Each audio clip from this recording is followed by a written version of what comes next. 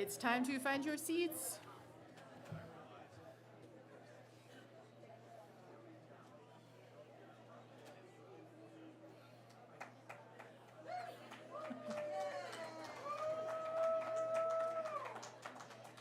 This last night is always like trying to start a high school pep assembly. You know, everybody's running around and let me give you one more hug. Wait, this thing is really important. I need to tell you. Roger likes Ellen. Anyway, okay. All right, good evening. How is everybody? Yeah. Can you believe this? Well, again, I'm Shannon McNerney. I'm the executive director of Fishtrap. Yeah, that was what it was. Yeah. Yeah, uh-oh. We're going to have some fun tonight. I want to welcome you all to, my gosh, can you believe it? The last night of the 39th Summer Fishtrap Gathering of Writers. The Fish Round 77 with writers. I'm going to sleep tomorrow. I just want to thank you all. Are you sad? Are you sad? Yeah, and the good part of sad, the nostalgic part of sad. I want to thank you all. I cannot tell you how many conversations and interactions I've had, Mike's had, my staff has had over the week of, especially the last few days, of just pure kindness and gratitude and expressions of the quality of the writers that you're with. I haven't heard a lot about the quality of writing in the best possible way, and what I mean by that is I've been hearing about the quality of the people that are here, your kindness, your attentiveness. You hit the homework assignment from the first night. You created an environment with us that I think is it's going to stick with me for a long time. And I hope that's the case for you too. And I hope those of you that have been coming up in the evenings from town have sensed that too. This is a special group of people, and I'm grateful to have spent the week with you. So thank you very much.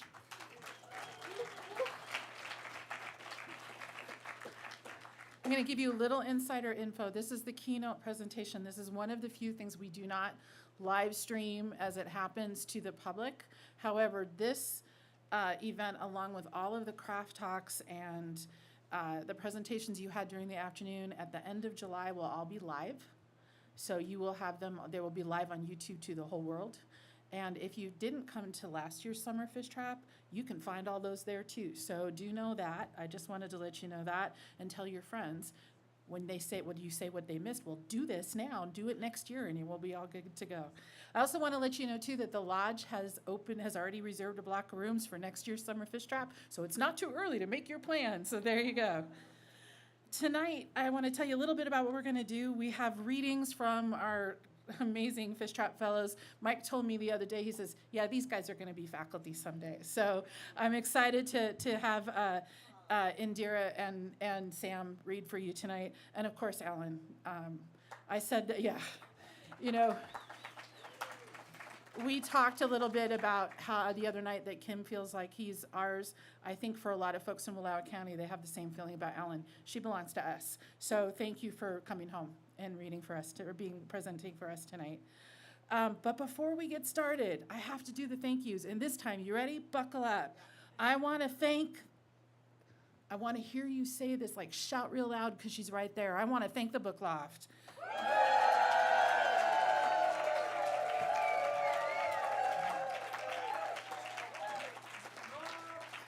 And again, as a reminder, the Book Loft donates 20% of the sales from this week back to Fishtrap, which is, if you have ever run a bookstore or been a part of it, they don't make a lot of money. And so that's a huge thing for us. And thank you very much, Becky. I want to thank Eastern Oregon University. Send some good thoughts out to those folks. It's tough to be in a university right now, and they could use some hands. We'll tell you a little bit about some stuff that they're going to do tomorrow. I want to thank specifically the Kinsman Foundation, who gave money specifically for Summer Fishtrap, and also, if you had a good interaction and a pleasant time and a good meal with Wallowa Lake Lodge, could you give them a shout out right now too? Thank you. All right, we saved this till the last night, and I'm going to do it. Jennifer, if I miss them, come up and thump me. I want to thank the following sponsors. These are largely local businesses. They have sponsored money. They've given us in-kind gifts. They have held our hands. They have done all sorts of things. So here you go. You ready? Alderslope Nursery, Annie's Southworks Silverworks, Arrowhead Chocolates, Bee Bride Vintage, Bee Crow Bee, Blue Banana, Blue Mountain Donut Company, Copper Creek Mercantile, Element and Leah Johnson, Good Groceries, Grain Growers, Hell's Canyon Winery, the Giuseppe Center for Arts and Culture, Joseph Hardware, M. Crow, Moonshine Glass Art, Mountain Works, The Sheep Shed, Sugar Time Bakery, Ted Juvie and Olaf Pottery, To Zion, Wallowa County Ace Hardware, Wallowa County Chamber of Commerce, Wallowa County Grain Growers, Wild Carrot Herbals, and Z's Barbecue.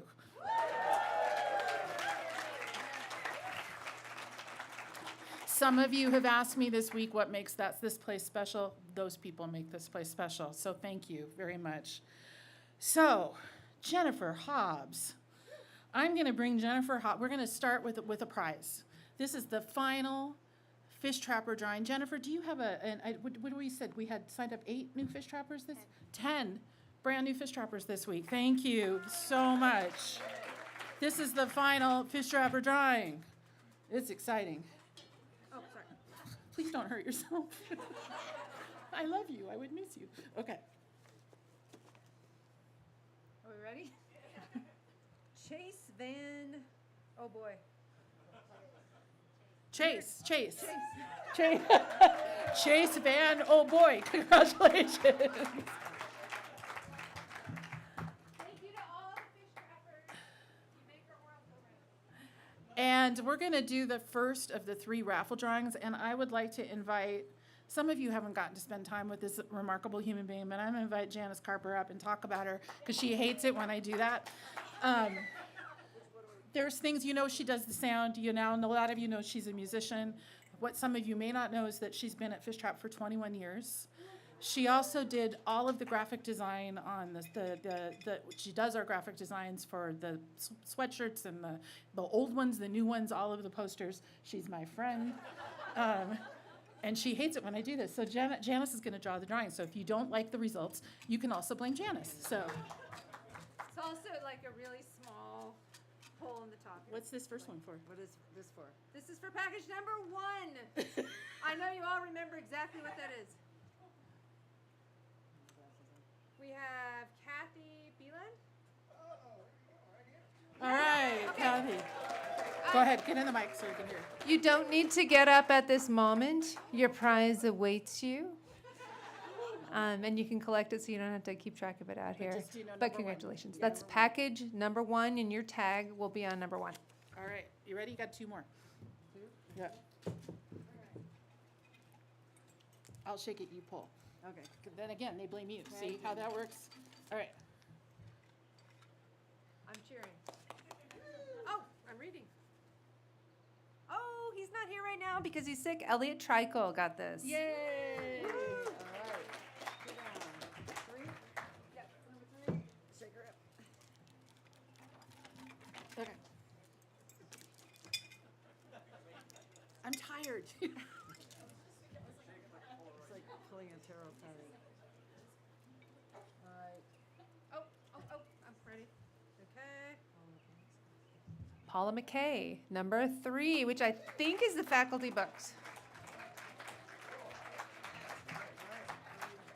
Yes. Oh, no, do you want one more? We good. We're good. We're good, that's it. Okay. You have to wait for the rest of them. Okay. Yes, hold your suspense, it's exciting. All right. Thank you, Jennifer and Janice. All right. I am super excited to introduce the Fish Trap Fellows. I want to talk a little bit about this program. Some of you know about this. Some of you have been fellows. Since 1990, Fish Trap has awarded more than 150 fellowships to new and emerging writers, lots of whom have become really successful writers and academics, and we're excited to have been part of their journey. This program is targeted to new and emerging writers of any age. So we've had fellows from their 20s to their 60s, and it's a program we're really proud of. tonight, including one of our earlier fellows, is Ellen Waterston, and thank you. See what happens when you become a Fishtrap Fellow? A Fishtrap Fellowship includes full registration to the Summer Fishtrap Gathering, lodging, and meals, and then they also get a featured reading. I do want to let you know this program is supported from our general operating funds and from some of these grant supporters. If you are interested in helping to support this program coming forward, please come and see me, and we'll see what we can do. I do want to also mention how the selection process works. This is the only thing we do that is competitive in all of our programming. So how this works and what we put these poor people through is they submit an application by genre, and we review the application to make sure they followed all the rules. So for example, if we say send a PDF attachment and they don't label it right, we take their application out of the field. So we're pretty picky. Once the applications are all approved and sorted by genre, we strip their names off of them, and we have 3 judges who judge each of the genres. They pick their 3 favorites in each genre. And then those favorites, who are still blind, by the way, nobody knows who they are, we don't ask for the CV, it's just their writing sample, goes to a final judge. This year, that judge was, Nick Neely from EOU, who was the final judge. He just receives those 9 submissions, and then he picks 2. And it's quite the process, and it's something that we've been doing for a long time, but do think about that. So these folks their writing got them here, and I'm excited to introduce them to you. So let's start. Indira Khera is a writer, a teacher, a journalist from Connecticut. She holds an MFA in creative nonfiction from the University of Wyoming. Khera's prose explores identity, immigration, heritage, environment, and science. Khera worked previously as both a Metro reporter for WBEZ in Chicago and as a freelance journalist supported by a Stanford Health Equity Media Fellowship. Her work has appeared in places like River Teeth, NPR, Wyoming Public Media, and Science Friday. This fall, Khera will be teaching English and biology at a high school in Connecticut. Good luck. Where she'll talk to parent, and where she'll also serve as coordinator for their outdoor program. And when she isn't writing, you can find her spending time outdoors. Please welcome Khera to the stage.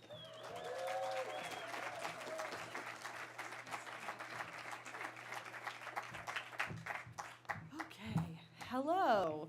I want to start by just saying how appreciative I am of the week that I've gotten to spend here with all of you. It's been incredible, so thank you for being here, for having me, for putting up with me.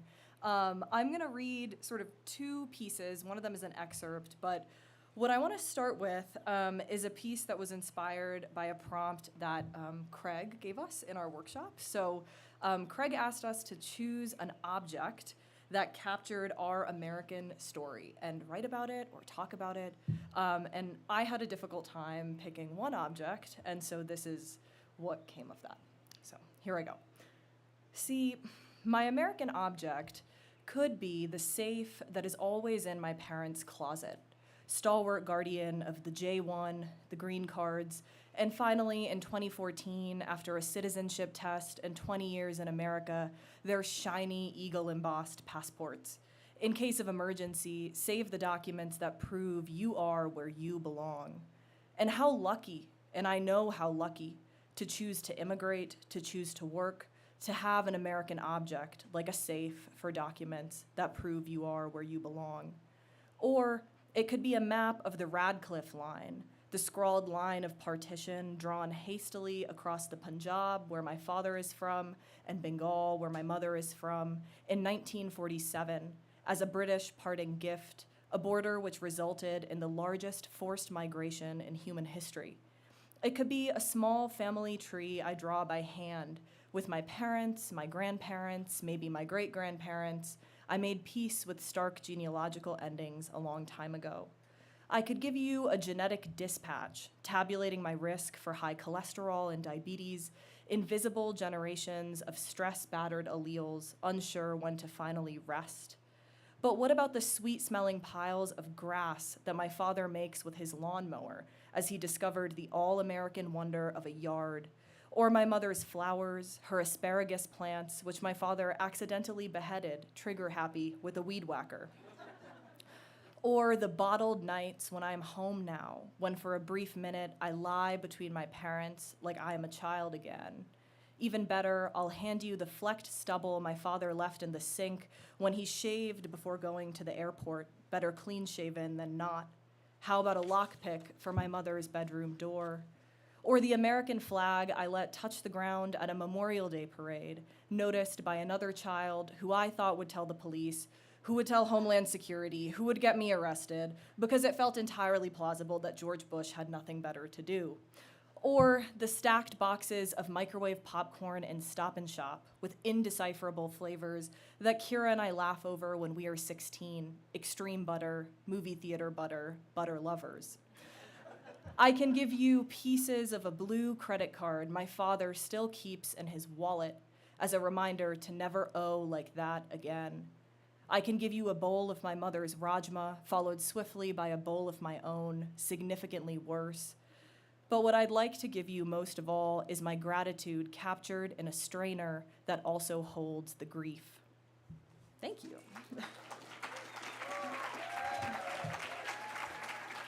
Thank you.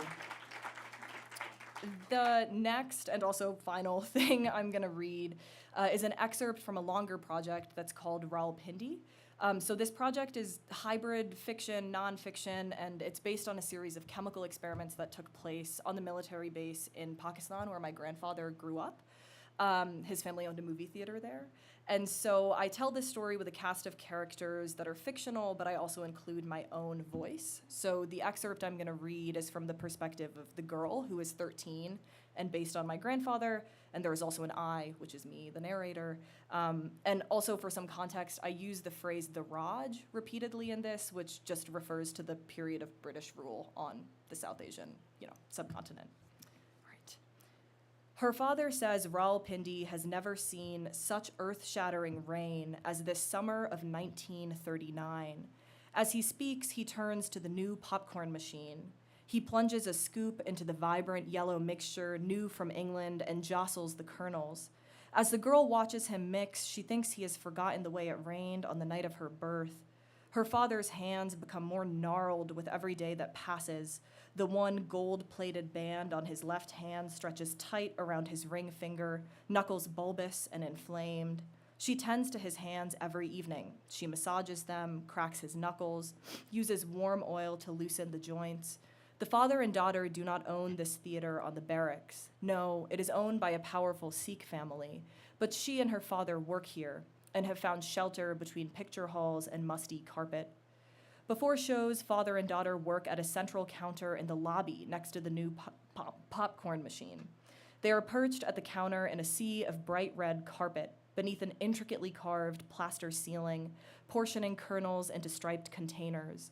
During the film itself, they sit on stools side by side in the projector room. Neither likes to leave the room during shows because the theater in the barracks is a portal west. The theater is not meant to entertain the poor and sidelined of Rawalpindi.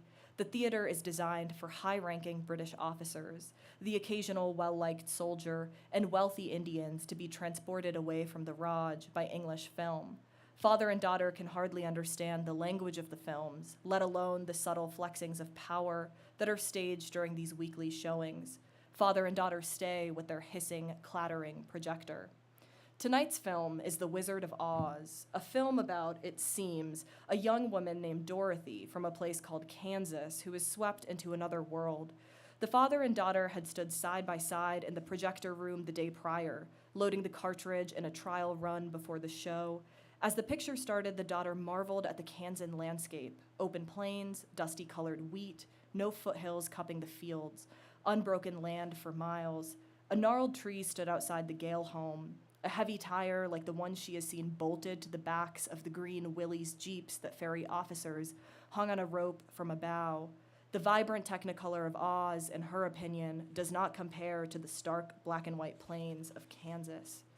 Before coming to the theater this evening, she had gone to the Rawalpindi Municipal Library and asked a tall, thin man with round gold glasses if he could show her Kansas on a map. He crinkled his eyebrows and repeated the word slowly. Kansas? Where is it? She hesitated for a moment, suddenly unsure of her answer. She has grown such a curiosity for this place, but is reminded how little she knows of it. America, I think. He nodded sharply and opened a drawer and pulled out a set of jangling keys and disappeared down a corridor. As I imagine them, I wonder if her request strikes him as strange. I wonder if he has ever been asked for a map of this country, let alone this state. It is 1939, and the subcontinent is gripped in its own fervor in this building towards independence. The affairs of the United States, at this moment the choking dust bowl being broken by the first rain in years, are distant to most. While the Raj verges on World War II this September, it will be another 2 years until Pearl Harbor involves America and until these places share in the outcome of war. The girl remains standing at the desk, unsure of what to do. Along the way, the librarian must notice he's walking alone because he comes back and gestures crookedly for her to follow. She moves behind him through the stacks. He drags a finger along their spines until he finds their target. He heaves a book off the wooden shelf and onto a small table. The cover is bright red with a black engraving of the world. Above it, Collier's World Atlas and Gazetteer.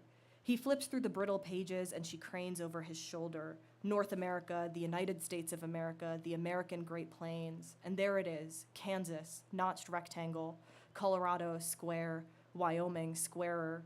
The librarian steps to the side and gestures towards the book before walking back to his post. She leans in close, so close that she can smell the must in the pages. She runs a finger across the Great Plains towards a range labeled the Rocky Mountains, Topeka, Durango, Cheyenne. What names, what borders, so shockingly straight-edged. There is such perpendicular newness in the way these American words sound in her mouth. She has never wanted a place other than Rawalpindi, a life other than the one with her father, until learning about Kansas. From the way the light slants through the window, the girl can tell she has spent too much time in the library. I have no idea what the light looks like in Rawalpindi when summer is turning into fall. I have no feel for the texture of the coming evening because I have never been to Rawalpindi. I have been to India in September once, this year when my grandmother died. It was the monsoon and every day settled cloudy and smogged, so I could not get a feel for the light.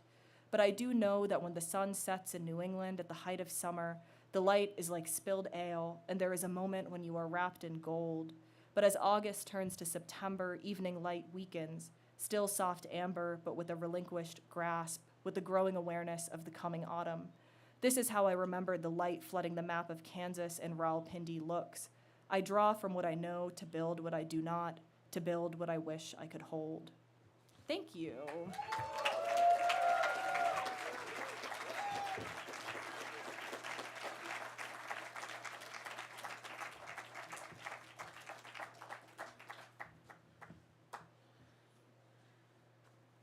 Thank you so much, Indira.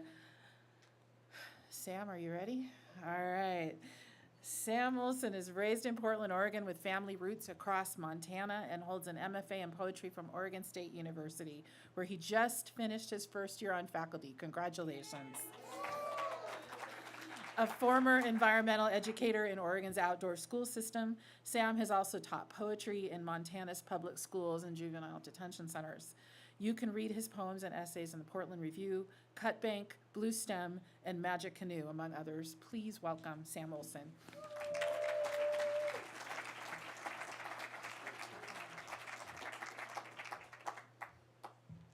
Hi, everybody. How are we doing? Before we get going, I found something, and I was out in the field getting ready, and I thought I saw somebody's poem, which is like a sacred thing, a fish trap, lost in the grass. But it's more important, it's a mini putt scorecard. Did anybody lose it? If it's yours, come up and talk to me afterwards. I've got this for you.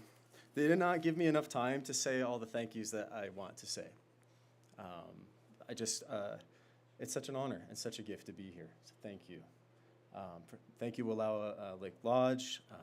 Thank you to the faculty, the writers for inspiring us, and thank you for showing me how to say thank you with words, but also with presence this whole week, with curiosity and bravery and kindness and warmth, and most of all, just being here together. I also want to say thanks, and I don't really know how to do this really, but I want to say thanks to the trout in the river. And I really want to say thank you to the people who took care of this place for so long so that we could be here and learn from it. I'm going to read a couple of poems, and then if I have time, if I can do this, I'd like to share a family story.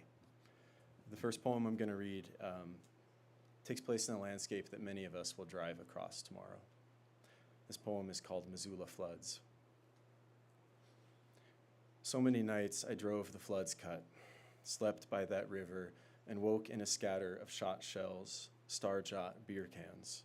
So many dawns rocked awake by 18-wheelers, Jake breaking down from their home-shaped wounds in the cliffs. I always promised those mornings after not to harm that way again.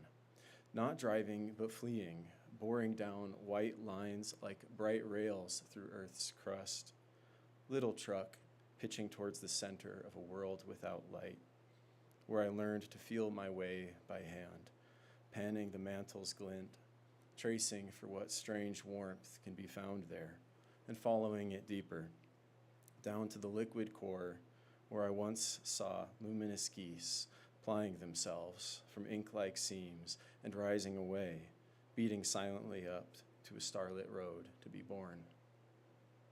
Years ago, on the gravel spur to a mine, quaked out of sleep, I promised the child I have not yet had I would never cut from our doorway. Promised her I would hold on, the way bluffs cradle floods, letting her ream but never letting go. Promised myself I would hold her the way thrushes held themselves at the tops of our earliest hemlocks, lost in ocean dark, hanging fault lines, but still.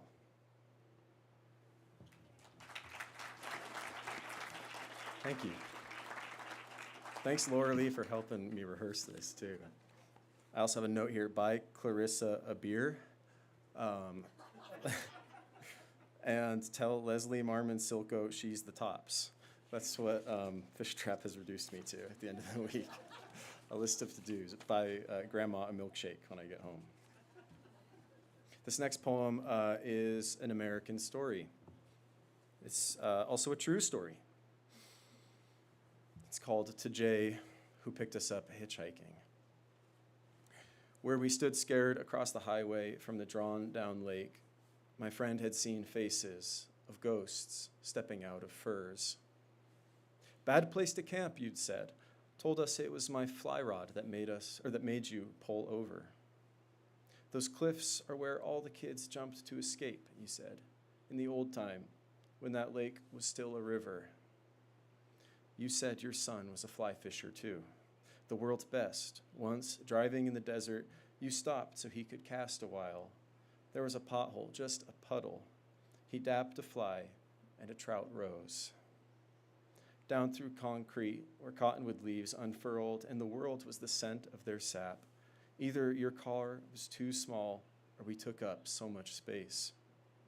You bought us coffees, bought your girlfriend's brother a jeweled knife you said he'd love. Posed at the swap meet, hugging a plush Tasmanian devil, us with our arms around your shoulders, and later, pulled off the highway, said, "You're not in America anymore," stepping over a wire to your people's cemetery to visit your son. Salmonberry blossoms in the river's black lid where you told me to cast. I drive there every now and then. And last year, found your email messaged, "I'm one of those teenagers you picked up hitchhiking." And your reply, "My goodness, I remember you. Yeah, I do. Is all well? I hope so. I do." Thanks. Thank you. Jay is Jay Bowen, who's an Upper Skagit artist and poet. And I did find his website. I did email him, and I tried to buy his book of poetry, but it never came, which breaks my heart, actually. I'm going to tell a story. I'm going to do my very best. Craig, you inspired me. Thank you. Craig told a phenomenal story. Has anybody been to Libby, Montana? Okay, my family, one side of my family is from there. My grandpa was born there, or he born elsewhere, but raised there. The story's about him. When he was 16, there's a knock at the door, and it was the local game warden. And the game warden said, Jim, you're the one that I want to see. I got a proposition for you. There's this bear that's been getting into the dump at the ranger station, and we need somebody to take care of it. And given that you're 16, I think you'd be a good fit for this. I think you're the one to do the job. What do you think? I already talked to your dad. He said, okay, what do you think? My grandpa, being 16 and excited about the prospect of having a badge pinned to his chest and holding a 30-30 and getting to spend time with the game warden, said, okay, sure. And they drove out a couple nights later to the ranger station up the Kootenai River. And they crawled up on a hill and sat there and waited until dark. My grandpa described it later in a poem that I found, that he didn't read to me, but I found it in his files. He described this bear coming out of a dark closet of timber, materializing like a great shadow. And I'm going to spare you the details, but my grandfather killed that bear when he was 16. And for the rest of his life, he didn't tell anybody this either except my uncle, very, very near the end of his life. For the rest of my grandfather's life, he had a dream where he was on a dirt road in northern Montana, and he gets a sense that something's following him. So he starts to walk faster, and it walks faster. So he runs, and the thing runs. And he comes around a corner, and there's a cabin. He gets to the cabin door, he puts a hand on the doorknob, and the thing catches him, and he wakes up. For the rest of his life, that dream happens. Maybe it happens once a month, maybe once every 6 months. In the next dream, he's right where he left off. He opens the door to the cabin, he goes in, he gets to the kitchen, the thing catches him, he wakes up. A couple months go by, he's back in the kitchen, he runs into the hallway, he gets to a bathroom, the thing catches him, and he wakes up. All through the halls of this house, he's running his whole life. There's nobody else there, and this thing is always at his back. At one point in the mid-90s, he had to go in to have his prostrate removed. And he said he woke up. He told my uncle this. He said, I woke up on the operating room table paralyzed. There was nobody there. Completely stuck on the table. And the doors to the room, the operating room open, and in come the black bear. In it walks. And one paw in front of the other. And that slow bear walk, it walks up to him and he can't run anymore. And it levels its great head down to his and looks him square in the eyes. And it closes its eyes and it lays its head on his chest and falls asleep.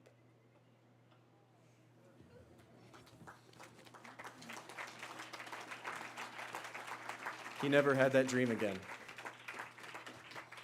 This is a poem for him, and this is also a true story. This is the last thing I'll read here. It's called Ranger. Forever I asked to not be me, but a place instead. Old Cedars, Devil's Club, Little Creek, kneel, drink. No years to the berries, just dusk's breath of gnats. My thank you, like catkins, deer's wheeze. They're gone home again. When one trail ended in fireweed, handsaw set down through stems, I sat by a rill and said, here, this is where. And learned how moving water, watched long enough, makes cedars bend, as if they're still forming, ever malleable. Palms terrain against my chest, this is true. I said, please, mountain, please, let me see a bear. And in slant light like a grandfather, I shouldered my pack, laced those boots, turned, saw. Thank you.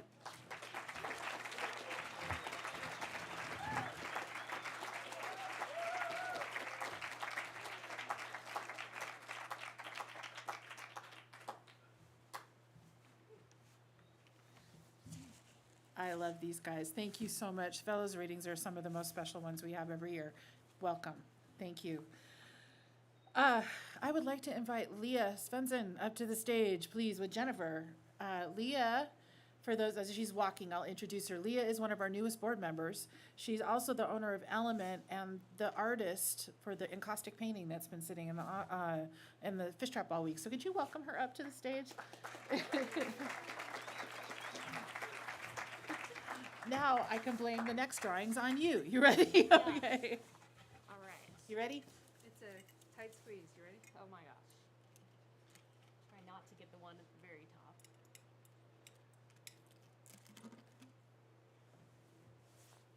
Okay. Eliana? Yeah? All right. That's number 4. Yay. Okay. You want me to read them? Yeah, you can. Yeah, or give it to Jennifer, either way you want to do it. Okay. Oops. Okay. Oh my gosh, don't drop them. I didn't. Okay.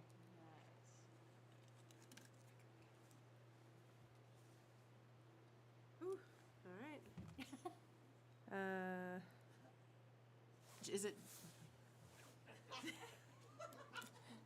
It's either Gina or Olivia. I'm not sure. Gina Brelsford? Gina, okay. You have beautiful handwriting, so. Sorry. That's number 5. Thank you. One more? Yes, one more. Yes. You ready? I'm ready. All right, number 6.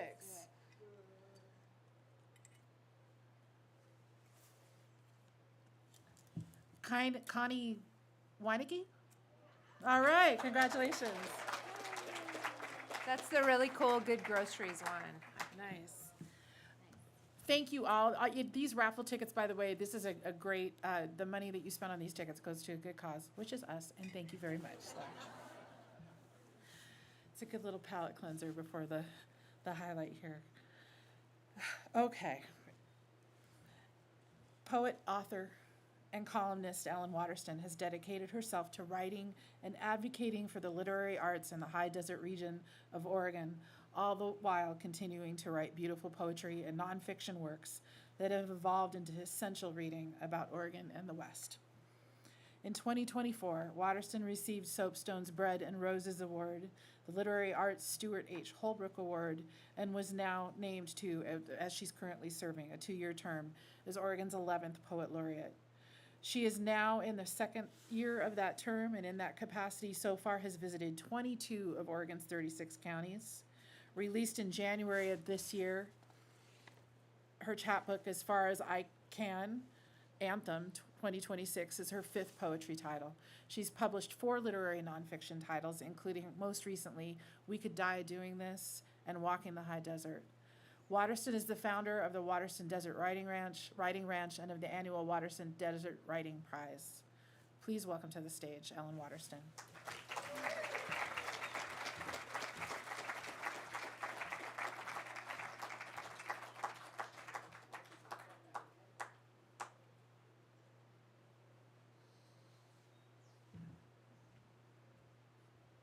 This isn't the look I planned.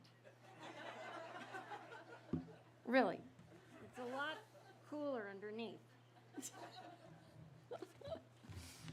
Thanks for being out in this evening, this chilly, keep our attention evening. Yeah, the thank you part is hard to skip because this has been such a special week, just such a special week. And so, well, I guess what I'm about to do is just one great big huge thank you. And I'm going to begin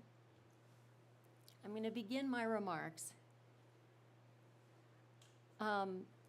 as a tribute, with a tribute to the talented writers I've had the great good fortune to gather with over this past week.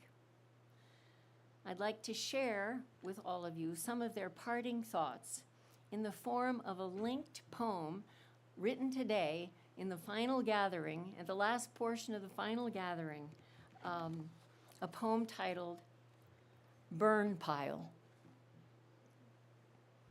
The authors are Kevin, Cheryl, Mel, Kate, Donna, Bruce, Diane, Anita, and Nancy.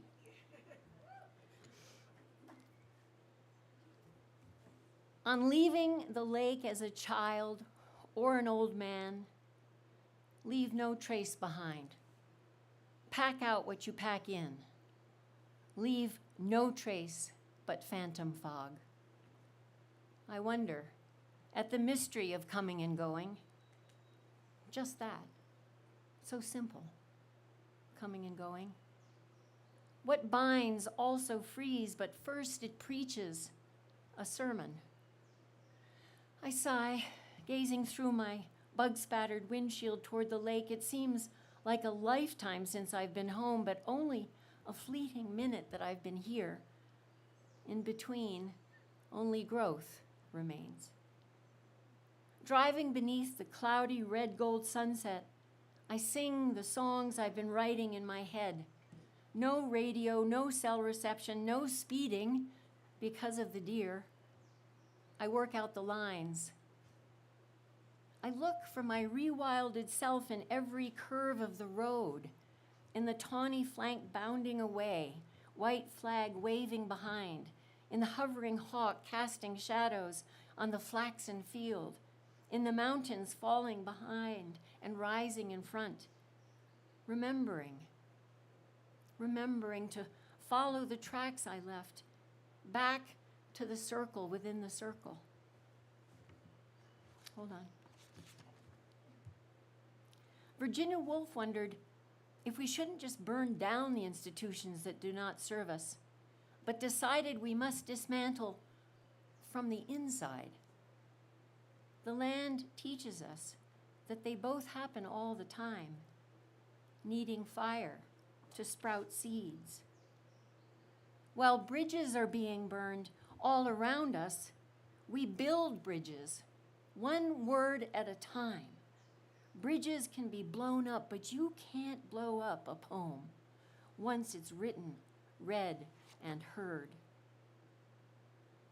You can name a thing or place. You could be right, you could be wrong. But you can always soften hardened honey traveling with pens.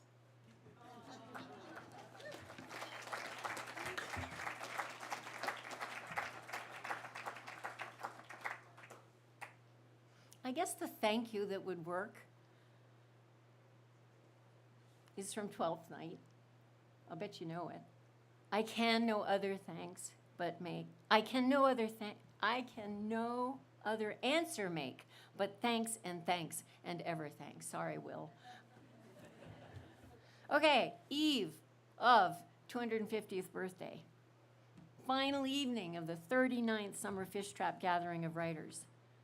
When I came up with the workshop title, Us, capital U-S, at a loss for words, the pun was intended. I came up with it when contemplating the diminishment, the dumbing down of language, both in the us of A, the US of A, and intentionally or inadvertently by each of us. I came up with it when contemplating the extent to which language has been turned into a blunt instrument, a bludgeon, be it in politics, on social media, in daily discourse. And if we don't keep it honest, on AI, if this continues unchecked, our country, our America, whatever that means to each of us, will be a very different place. The expression at a loss for words originated from the idea of a hunter losing the scent of track of their prey, but has evolved to describe someone feeling overwhelmed by emotion, surprise, or shock, someone unable to find words to express themselves, who has lost their way, lost their word path.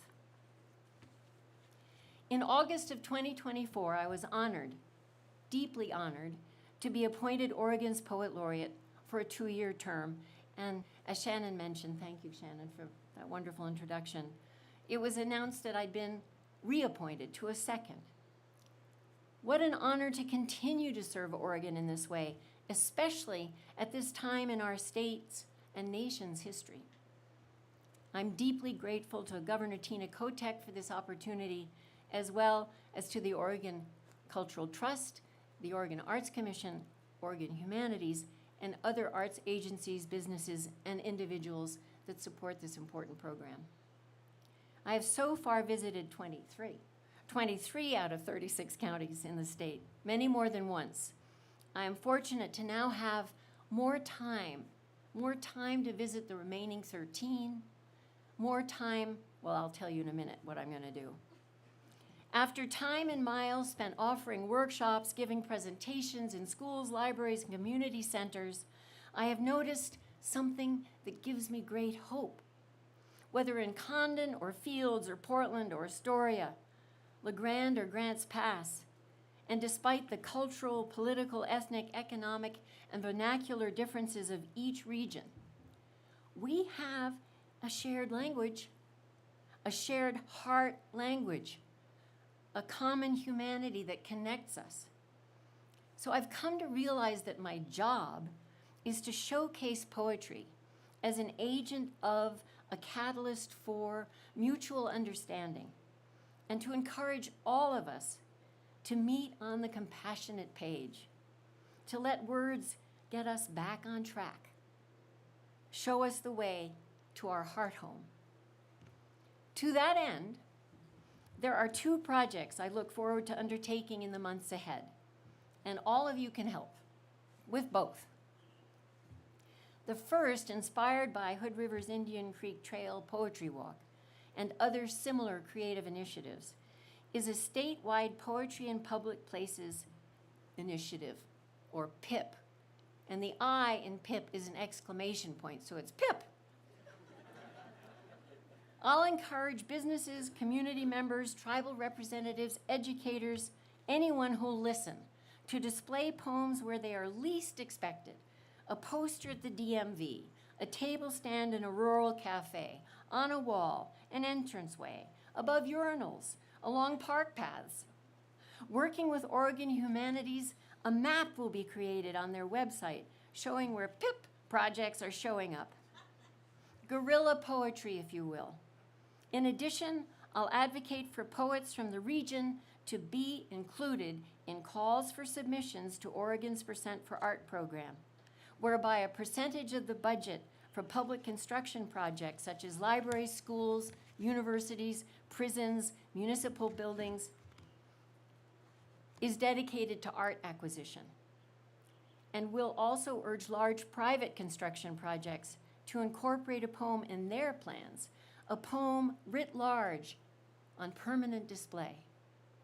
As Mary Oliver famously said, poetry is a life-cherishing force, for poems are not words after all, but fires for the cold, ropes let down to the lost, something as necessary as bread in the pockets of the hungry.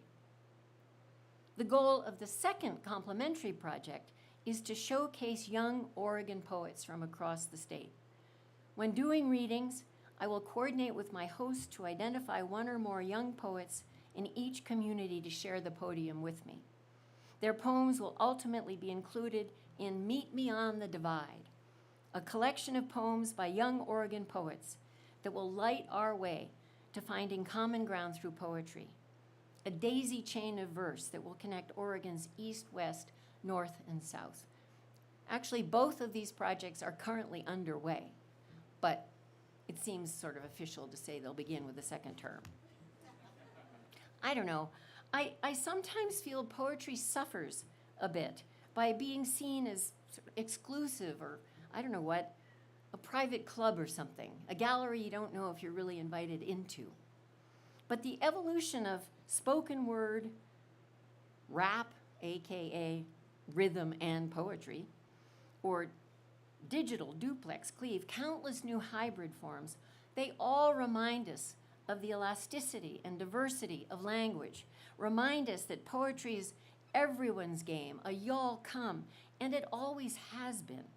Indeed, poetry can be long, short, take the 400-year-old haiku, and everything in between.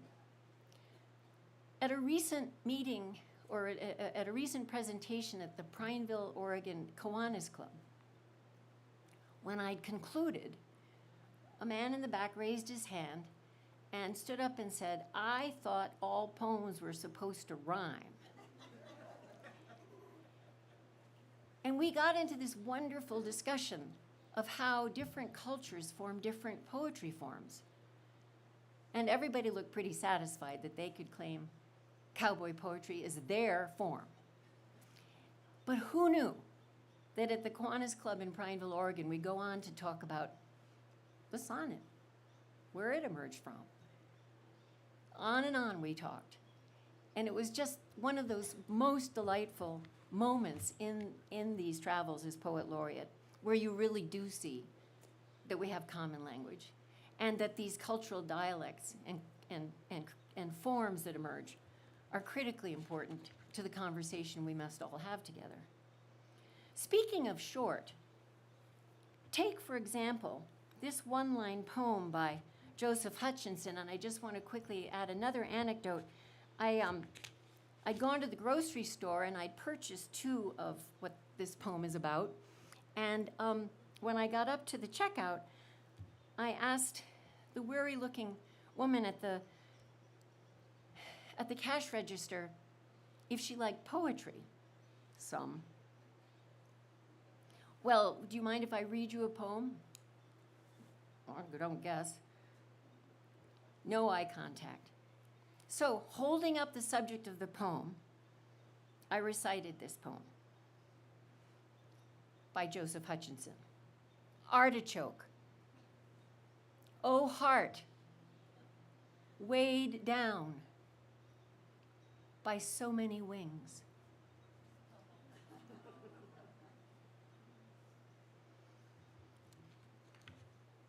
She finished bagging my groceries, handed me the receipt, and making eye contact for the first time, said, "Thank you for the poem."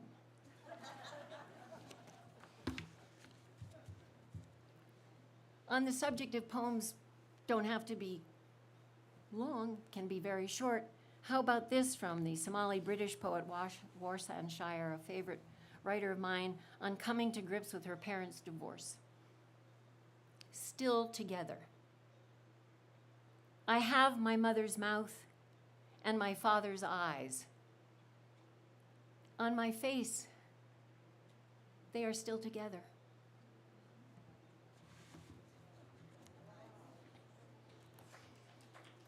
I wish you were here to hear that. Or how about Billy Collins' entertaining and skillful collection of short poems, his book Musical Tables? As one reviewer said, Collins puts the fun back in profundity. This one is titled 3 a.m. Only my hand is asleep. But it's a start.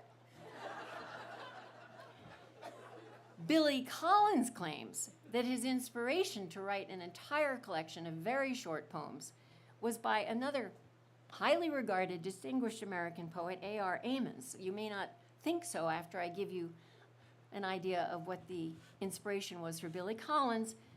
A.R. Amos' poem is titled Their Sex Life.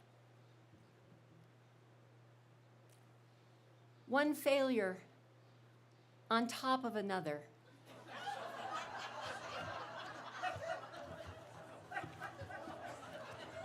What's so funny? Oh, you already know this. Words shape our reality. Think about it. What a grim, cold evening versus the sun shining somewhere. It's the old watch out what you wish for, or believe it and you will see it. What is the reality, the country, the world each of us here this evening seek, dream of, have been writing about? I dare say it would be one that reflects compassion, mutual respect, and caring. I believe a way to get there depends on the preservation, awareness, and celebration of language as an instrument of good. And that includes our willingness to embrace the languages of all communities, cultures, and ecologies. I recently came across the word landholder, an indigenous term for tree. The word struck me as magical. a word that spoke in the tongue of the thing itself, a word that celebrates the interconnectedness and sacredness of everything. Can we reshape our daily bread of words to reflect that? I use that word, landholder, in a poem that also references a place where, quote, words mean the same thing to everyone. When that phrase came to me, I felt the world would surely be at peace there because we'd all understand one another. I invite you to join me in the contemplation of such a word place. Together, let's home in on the origin, sound, color, meaning, and power of words, while reckoning what the loss might portend about our capacity for relationship to place in one another. The high desert of Oregon has long been my muse, so no surprise the desert serves as my center pole in the poem in question. It concludes with a koan, which by way of a refresher is kind of a paradoxical riddle. A koan takes us everywhere and nowhere at once. A silly example would be, is it faster to Chicago or by bus? Or the well-known Buddhist koan, the sound of one hand clapping.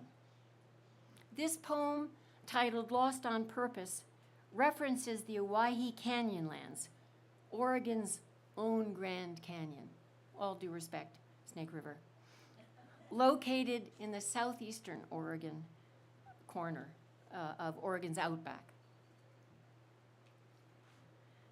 Lost on Purpose. Did you know the Owyhee Canyonlands are 16 million years deep? That 17,000 years ago, people lived on the verdant shores of the high desert's inland sea? If I do the math, in relative terms, each of our lives will have only lasted an hour? That makes this moment paramount. If whistles and bells are your distraction, here's a suggestion in the form of a question. When's the last time you were lost on purpose somewhere in the middle of nowhere where no sign of humankind was visible, silence tangible, where the word for tree might still be landholder, or for salmon, humans with eternal life, where the madcap symphony of trills, burbles, bugles, and howls quelled the tyranny of your thoughts? The desert's grandeur reminds us of our small stature, there dwarfed by mountains that walk across desiccated playas, awed by ghost-like alkaline twisters that trade colors and places with the wind. It's there we'll discover words that mean the same thing to everyone. Each of us is both captain and crew of this high desert kinship, called on to tend in equal measure to bounty and lack as we journey from hope to despair and back. Learn to speak in the mother tongue of the sagebrush ocean, to withstand the winds that would rend what connects us. How? Here's the koan. Go to the desert, find 4 roads that run side by side, and choose the middle one. A decade ago, English educators, environmentalists, and authors vehemently protested the many words associated with nature that were eliminated from a revised edition of the Oxford Junior Dictionary. Almond, blackberry, and crocus made way for analog, blockgraph, and celebrity. Catkin, cauliflower, chestnut, and clover were bumped for cut and paste, broadband. I'd venture to say the diminishment of language isn't good for anyone's or any place's health. One way to counter the risk of semantic stasis or diminishment is to get out and about, especially when we're inspired, required to find the words for what we experience. I don't need to remind any of you here this evening, that if we don't stay curious, if we don't nurture the beginner's mind, the palette of language, and perforce our lives will become monochromatic. It's happening. Worse still, if we don't have reason to strive to find words, make up new words, resurrect forgotten words for the places we encounter, the place itself will cease to matter. Or the other person will cease to matter. Over time, the words for it will disappear. As we know, this can be a heart place, a wild place, a hurting place, an indoor or urban place. Take, for example, this poem from a young cadet and a candidate for a high school diploma enrolled at the Oregon National Guard Youth Challenge program, a military-based program. I have worked there a few times during my tenure as poet laureate, and there are 2 male platoons, 1 female platoon. Everybody meets in a large room. I say some things, then 3 groups of 15 break out, 1 each from each platoon, and I work with those 3 groups independently. By the time all is said and done, we maybe have 45 minutes together, those 15 and I. Do I have permission to speak, man? Yeah, go ahead. Ma'am. Yeah, what is it? Could you help me write a love poem? This is not that love poem, but it is a love poem of a young man learning to love himself, perhaps the hardest job any of us have. And here's what he wrote in those few minutes that we had together. I come from a black pot of ink, a well of darkness and cruelty. I've drowned 1,000 times, but not today. Today, I spill the ink upon the page and turn shadows into light.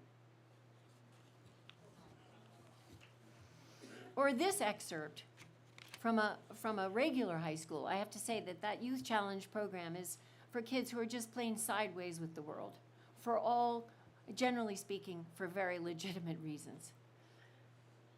This next excerpt is from a young woman at one of the high schools in Bend, an Hispanic high school student. And if this isn't an example of using one's word power to make a case for compassion, I don't know what is. And she wrote, I wonder truly, with all my heart, how would they feel, those tearing us apart, if they sat with the people they seek to blame and realized deep down we're really the same. In the high desert, as tragic as losing the soft conversational chuck-chuck of the sage-grouse or the plaintive howl of the wolf would be, so too would be losing the sight of a word world where black is tuhu, sun is taba, field mouse is pungatse, the Paiute world. Or losing the word world of buckaroos from the Spanish vaquero, twirling their lariats, lariata, recalling the cavy of horses gathered that morning, using a domestic prather horse, also called a Judas horse, to lead the unsuspecting wild horses, referred to as broomtails, fuzztails, or mustangs, into a corral. In the forests, as tragic as losing the sound of the bugling elk would be, so too the rich language of the logger, whistlepunk, strawline, snooze, peavy, hashers, donkey puncher, bucker, bullcook. How delicious are these words? Or the mill worker, bandsaw, blue stain, box tart, flitch, scant, shook, wane. And on the coast, as tragic as losing the call of the gull, the deep plaintive song of the whales, so too the language of the fisherman.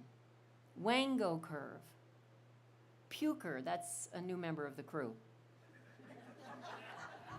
Ganjan, tin pants,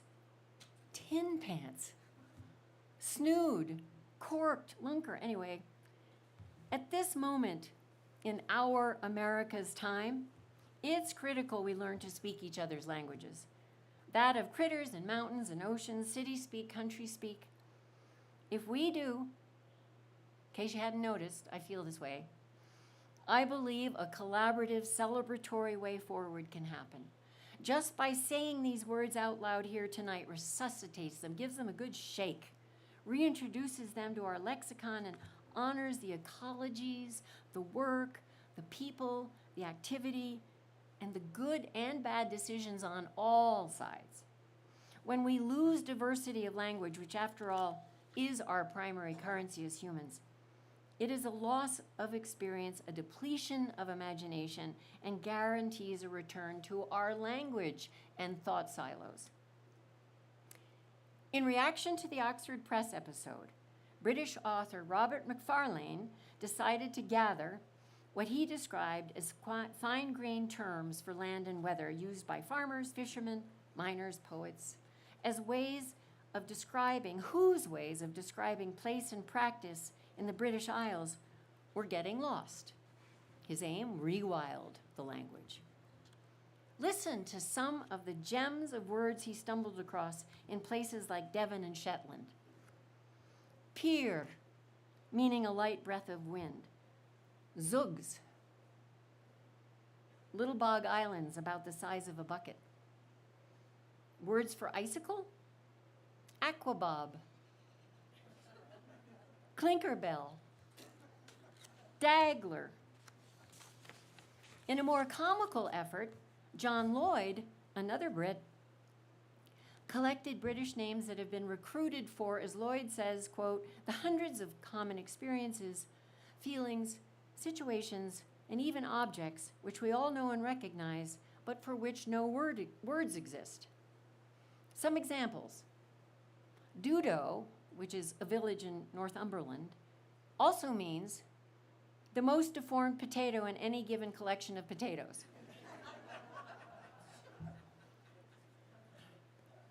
Harbledown, which is a village near Canterbury,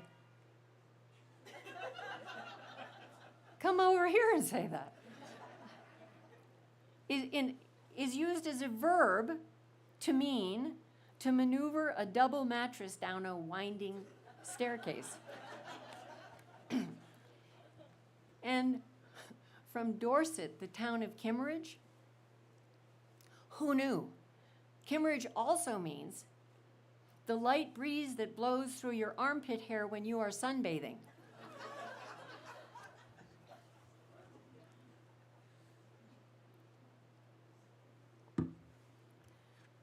As Rena Priest, the Lummi American poet and former Washington State Poet Laureate, says in her poem, The Forest for the Trees, give us new breath for new words, new chances to listen, new chances to be heard. I'll conclude with a poem, but first, once again, here's to every one of you who've made the 39th annual Summer Fishtrap gathering so amazing. And I'm trying to cough. There's so much word work to do.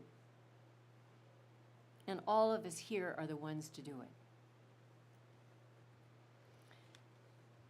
In this closing poem, I posit that the refusal of the tribes along the Klamath River to let their river words die, the refusal to let their river words die during decades of dead, stagnant water, played a role in the ultimate removal of the dams. At the very least, these words can now return with the salmon to spawn in a restored homeland. The title of the poem, I've Been Lonesome for You, is repeated in Yurok as the last line of the poem, Ayikwi. And if you really, really have been lonesome for something or someone, Ayikwi. I offer this poem in tribute to and with profound respect for the Klamath River tribes. I've been lonesome for you, rewilding a river with words. Hoopa, Klamath, Carrick, Shasta, and Yurok youths make a boisterous circle of kayaks in the calm crescent of the river's oxbow, then fall silent as a tribal elder's hawk feather fan blesses each young voyager with the sacred smoke from a smoldering bundle of wild celery root. Then with a whoop, they all begin the 300-mile paddle from the headwaters near Spencer Creek to the mouth on California's northern coast. This after weeks of together learning the language of the rollicking, rejoicing waters of the rewilded Klamath River, a language their elders refused to forget. Ambo, Goga, Napui, Flamato.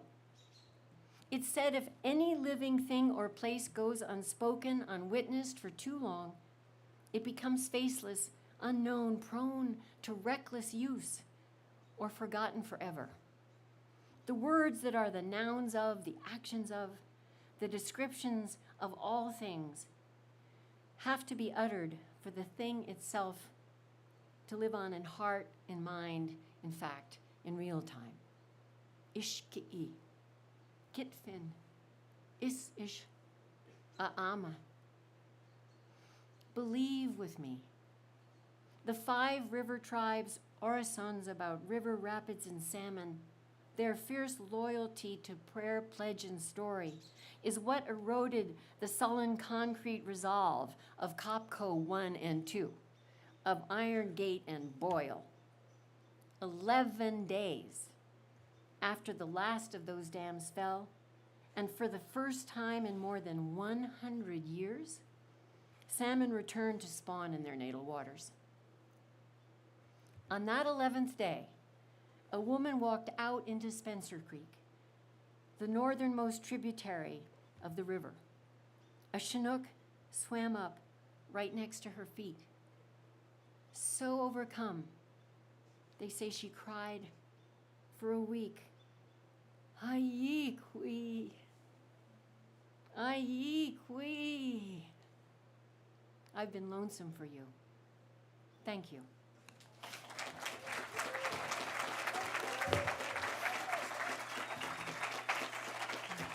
Thank you.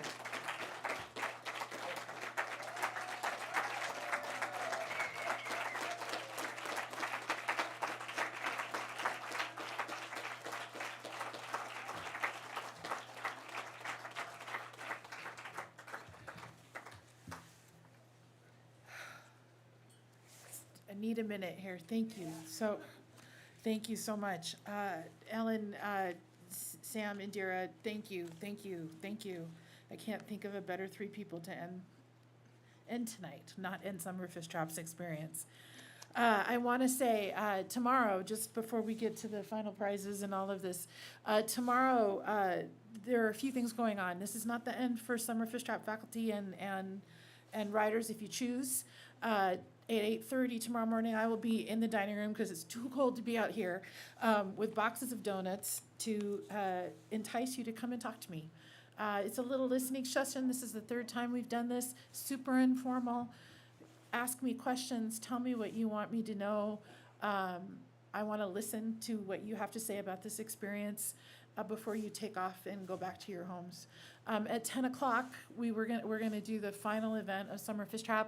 It was originally scheduled to be an EOU student reading for lots of reasons and illnesses and all sorts of things. That's not happening. However, we are going to have 2 of our remaining EOU students read during the open mic. We're holding 2 spots for them. And then the remaining 8 spots will be open at 8 o'clock, not at 7:59. At 8 o'clock, the remaining 8 spots will be open for open mic, and you will be closing this year's Summer Fishtrap gathering. So that's happening tomorrow. And now, before we do our final drawing, I'd like to introduce a good friend who also happens to be Fishtrap's board chair, Jeff Fields.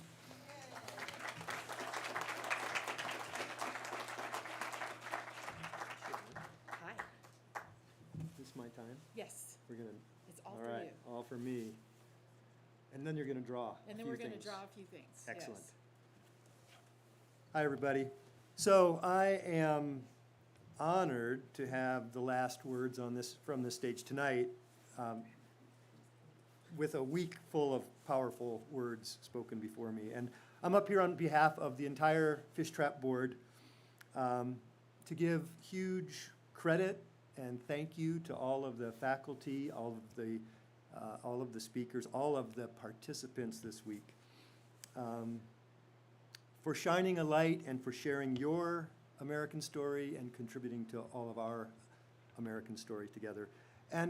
But most of all, I wanted to express a huge thank you and credit to the Fishtrap staff. And what you can't see this week, but you have felt, is the many months of care and heart that they put into this event, into this whole program, and to make this all possible for all of us. And I just want to give a big thank you to all of the staff. Thank you so much. Thank you and good night. We got more drawings to do. Okay. We got one more thing. Thank you so much, Jeff. I'm sitting over there cuddling, like with my. They also keep me warm. We have 3 more drawings to do, including the grand prize. Are you ready? I'm ready. All right. So this is the Alderslope Nursery one. This is Alderslope Nursery. Okay. Well, I don't know. Okay. All right, All right. there it is. You have your eyeglasses handy? Yes. Claire Wilkerson. All right.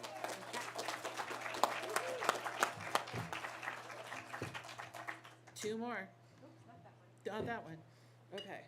This is the Giuseppe Center one, and kind of the very cool random DIY stuff in there. Headlamp. Giuseppe Center and a headlamp. Okay. That's just one? Just one. Oh, yay! Devin Maxwell, he was on our staff before and was volunteering today. Yay. All right, so this is the grand prize. You ready? This is for a free registration to next year's Summer Fishtrap. I want to say one thing. It is, lots of you have asked me, it is transferable to someone you love. It is not transferable to a future year. So you use it next year or it goes away. All right. Okay. Are you ready? Okay. Last little, which one of you lucky folks is it gonna be? It's gonna be this. Oh, no. No, it's this person that I had You my ready? fingers on. There it is. All right. Okay, bright light. Dylan Wills. All right.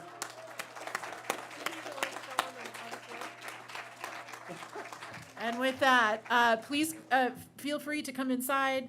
Ellen will be inside. It's one more chance to buy some books. The Fishtrap merch is still for sale. Will be until 10 o'clock tomorrow morning. Have a good night. Get warm. My goodness. Thank you.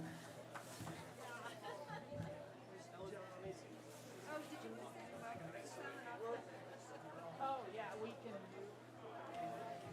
Yeah.